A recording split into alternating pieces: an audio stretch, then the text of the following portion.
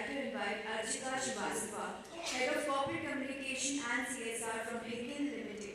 She is a seasoned professional, worked with renowned organizations like Diagnostic India, 𝗕𝗱𝗂𝘃𝗃𝗏, recently honored with the prestigious Business World 40 Under 40 Award. She has showcased exceptional proficiency in positive brand building initiatives and PR campaigns. Archika's expertise encompasses internal and external communications, corporate messaging, content planning, strategy, and branding. With this, can we hear a huge round of applause for her? Am I audible? Hi. So, of course, the topic here, which is better education through CSR funding, and I'm sure most of the people in this room don't need to know this from me, and they, of course, know about it. They must be working in this. But before I start, I would, talk about a quote, a poignant quote by Nelson Mandela, which is about education.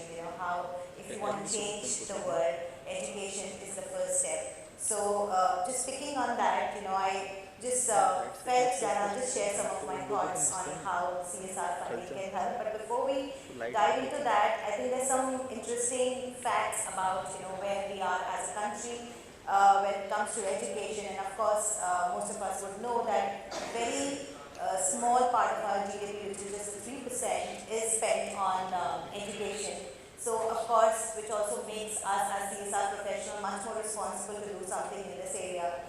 Other facts, of course, 20% of the government schools in rural India do not have access to a functional toilet. And this I can say because I just happened to go to 𝗕𝗂𝗃, which is a place near Mahad, and we were just there to see a school which was much interior. And as a woman, when we are going to these places, we often, washroom is one problem which we often face, and I just heard how a woman would typically think, I'll go when I reach the destination. It was a long drive of 6 hours, and when I reached, I realized there was no women's toilet in the school.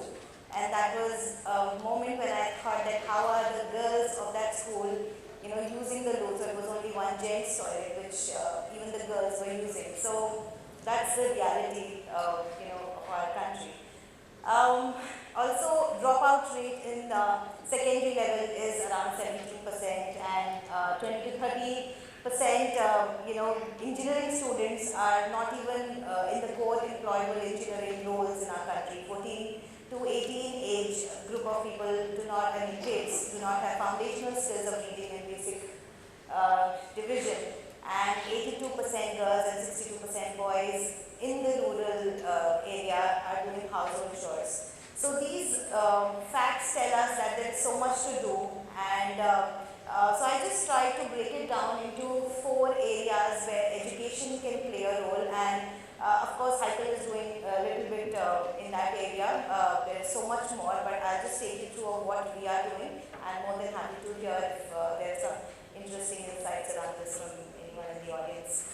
So, of course, the first role becomes in filling the funding gap, as we saw that only 3% of GDP. So, how do we fill that funding gap? So, again, through sponsoring scholarships, to adopting schools, to partnering with educational institutes. I think that's a very easy and direct way of just kind of filling the funding gap.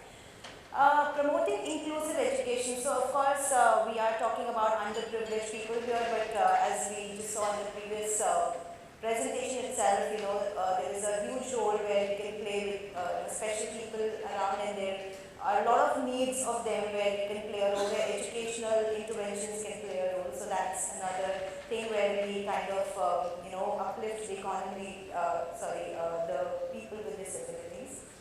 Supporting innovative solutions. So, gone are the days where we are only talking about basic education. Now there is digital education. There are so many interesting things that kids want. They are also talking about robotics these days. So, we need to provide them education which is also helping them in building a good career. So, supporting innovative solutions is where it stands. And then enhancing infrastructure. So, I think, and personally, that's what we feel at ISKCON, when we go to these places, especially because our sites are, in Mahad and places alike, where we see that the basic things are not there. So we are talking about robotics at one place, and then we go and see, because these are also areas which are hit by floods. So the basic infrastructure is not there. In fact, I have a picture of how one of the flood in 2001 hit, and this was the state of the school over there, and we did little to just make it a place where kids would just go back to school because kids were not able to go to school. So that's the reality. So of course, infrastructure becomes a very important thing. We've also adopted a school, actually a whole village in 𝗘𝗱𝗂𝗃𝗃, where right from school infrastructure to even many health-related interventions we've done. So we're just doing everything for that village, but talking from an education perspective, infrastructure buildings were done, and there was also a youth leadership training program that was done for them. So we are trying to train them to become leaders of tomorrow. So I'm not going into detail of these, but these are programs that have been done from time to time, and since we've adopted the village, we continue to do many programs with them. Again, talking about innovative solutions, we've developed chemistry lab. So this is just one example of the school, but we've done that for many schools around Mahad. One interesting thing that we just came, and this is the most recent one that we did. So children I was talking about the school in Bala, which is called as New English School. There the problem was that children were walking miles to reach to the school, and often when they have to walk so much, the turnaround was not very good in the school. And the request that came to us was like, if you could donate cycles. Now we created a library of cycles in that school, where it's not given to the child but to the school, so that the maintenance of the cycle is also done.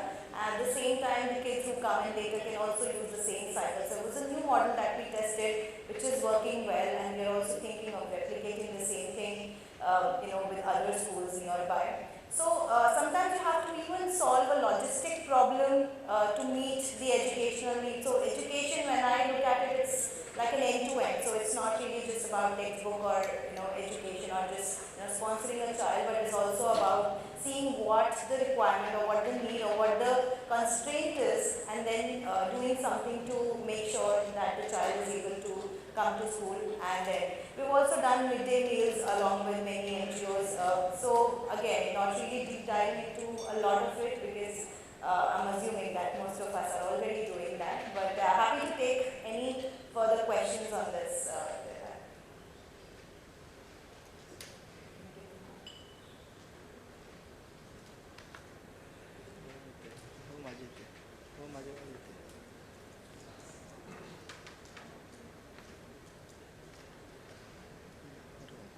Hi, so wonderful work, and absolutely would like to congratulate you for spending so worthily. But just one thing was sitting in my mind, that the sustainability part. Once you put in a lot of money for the infrastructure development. A lot of these 𝗘𝗱𝗂𝗃𝗃 schools, we have done a lot of infra development. Like, we are planning to do that. The only part that is missing is, I won't name the company, but when I visited a school to help them, and I saw a funder's brand logo, and the school condition was not what I can share. But it's hampering the brand just because of the sustainability, and it's a challenge to 𝗘𝗱𝗂𝗃𝗃 schools that they're not getting funds because it's a gram panchayat. So how would you address that, and how will you come up with that challenge so that your brand is not hampered if you're contributing for a good purpose, good thing? Yeah, very valid point. In fact, so we work with IHV, and as a part of project, when we do go back to the schools wherever we've provided infrastructure or done anything to see whether they are also maintaining those sites, and then if at all, because what happens is that when you do a work in a particular village, they also come back to you for other requests. So it's also an interesting way to kind of gauge with them, and then keep checking whether they're using, and then we also tell them, if you're not using this right, then it's difficult for us to sponsor somewhere. So then they also take it seriously. So that's a simple way of doing it. I'm sure there will be more ideas, but this is how we are managing it. Okay, thanks. have any data after learning this bicycle? Any improvement in the attendance or? So, no, I mean, honestly, I haven't really, asked them for any data. So there were like about 60 cycles that we donated, but yeah, we do plan to go back and understand from them. So as I said, it's a tribal village and it's a school where, even the count is very little, so they asked for only 60 cycles at that point. While I don't want to audit them, but we do want to understand that whether, and that's a very fair point, but we are trying to help them in other areas. As I said, even washroom and infrastructure development was not done right. So in that moment, I think we'll get in touch with them and try to understand if the attendance improve. But I think it was a very, so I went to the school and I had a talk with the children myself, and I saw the excitement level there. And I asked this question to the kids, are they going to come to school when they get cycle? And they were overexcited, and everybody unanimously said, yes, yes, we want the cycle and we want. So I think the excitement was there, and I'm sure there would be some impact, but of course, I do need to check. I don't have the numbers right.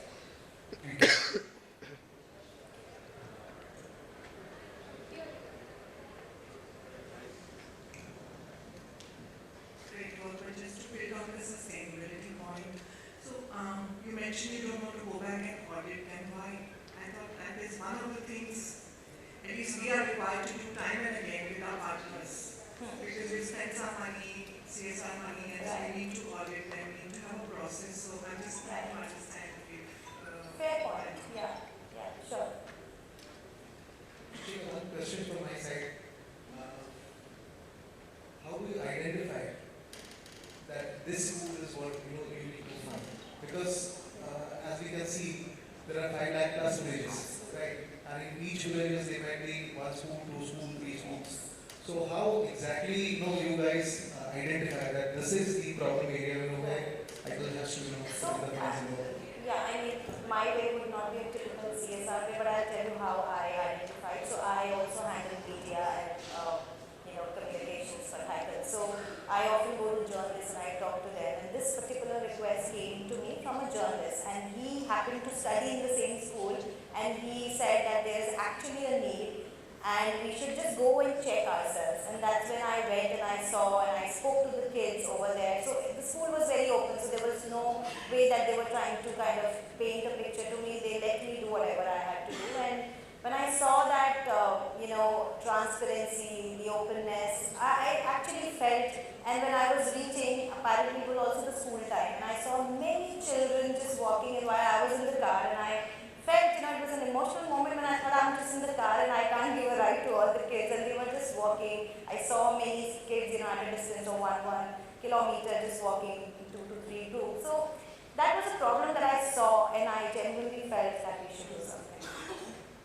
Archika, this is the problem in majority of the villages, that the children have to walk kilometers and kilometers. So it's very, I'm just taking this point, just allow, because India is such a country, wherein जहाँ पे भी आप हाथ डालो वहाँ पे आपको problems मिलने वाले हैं. So it's very difficult for us as a funder, how to identify the right. I agree. But I also feel we have to start somewhere, and then once we see the impact, then we can, replicate that model, and that's what I'm thinking with this. So yeah, I mean, I'm also experimenting in some way, but I do feel it would be a right experiment. Good. Thank you. Thanks.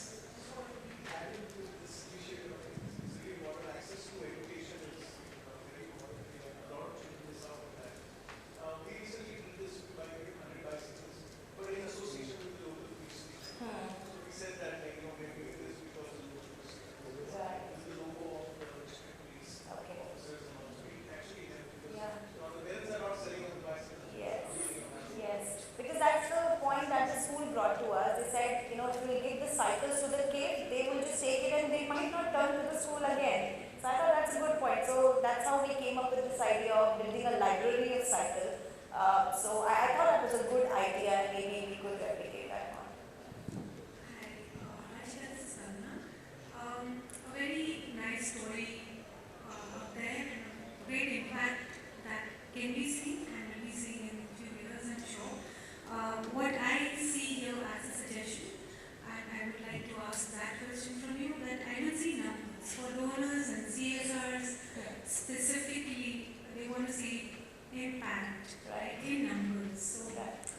the actual analysis of all the work that you've done, how many people are being impacted at the most, you know? Yeah, for this particular Why one, is that missing? not, but I think in previous slides it's added, like, for any activity, how many children you've tried to touch through various interventions. While this is a very brief summary of what we do at 𝗕𝗂𝘂, but I get it. Maybe the presentation is not sufficient. I'll probably come back on the impact of it. But what has happened, and I think I would like to admit, we've at 𝗕𝗂𝘂 done various interventions in different parts and different pieces, and maybe not like a whole campaign. While we've done it in 𝗧𝗵𝗿𝘁𝗄𝗃 village, where we've adopted the village and we are talking, and since it was education, I didn't touch upon the health interventions and things like that.